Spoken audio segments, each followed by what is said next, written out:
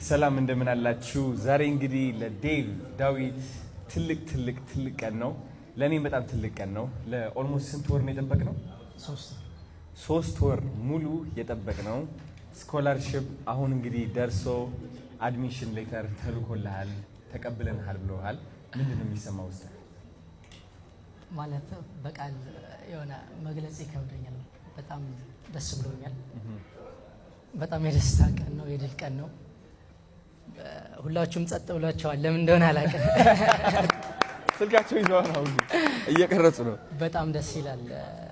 አዱዬ ደስ ብሎኛል ወንድም፣ በጣም አመሰግናለሁ። እኔም ደስ ብሎኛል ወንድም። ማለት መጀመሪያ ዴቭ ያገኘሁት አርባ ምንጭ ነው። አንድ ጓደኛ ያለ ዳጊ የሚባል ማለት ነው። ለሱ የነገርኩህ መሰለኝ። ማናገር ፈልጋለሁ ስለ ዩኒቨርስ፣ ስለ ሌላ ምድር ያልኩ ስለ አንድሮሜዳ እውቀት አለኝና መናገር ፈልጋለሁ ስትለው እኔም እሱ አቴንሽን ይሳበኝ። ቢካዝ የሆነ በቃ ይህ እውቀት ብዙ ሰው እንደሌለው አውቃለሁ። ለምን ይህ ልጅ ወደ ውጭ ሀገር እድል አልመቻችለትም የሚል ሀሳብ መጣ ማለት ነው። ከሳሚ ጋር ሆነ ምንድነው የሚባለው ታውቃለህ? ኢዲ ኮኔክት የሚባለው ማለት ነው። ኢዲ ኮኔክት እንግዲህ ብዙ ተማሪዎች የውጭ ሀገር እድል ስኮላርሺፕ እንዲያገኙ በስቴም በባስኬትቦል ብትል በእግር ኳስ ብትል ብዙ እድሎች ውድድሮች እንዲያገኙ የሚያግዝ ነው። ኢቭን ወደ ናሳ ድረስ ማለት ነው። እና ኦኬ ለምን ዳዊት የሚባል አለ ስለ አንድሮሜዳ በጣም ትልቅ እውቀት ያለው ልጅ ለምን አናግዘውም አልኩት። የፈጠነ አንተ መጥተህ ስታናግረኝ ማለት ነው ደውዬለታለሁ ኦልሬዲ። ከዛ በቃ ችግር የለውም እናግዘዋለን አለ።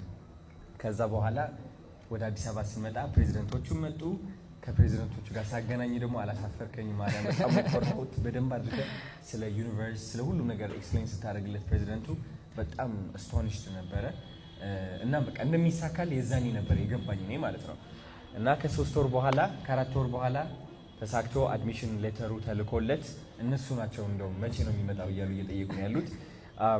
እና ትንሽ ድጋፍ ያስፈልገዋል፣ ከኛም የገንዘብ ድጋፍ ያስፈልገዋል። ኦፍ ኮርስ እነሱ ከቨር ያደረጉለት ስኮላርሺፕ አለ። አይ ቲንክ ወደ 40% የሚሆን ከቨር ተደርጎልሃል።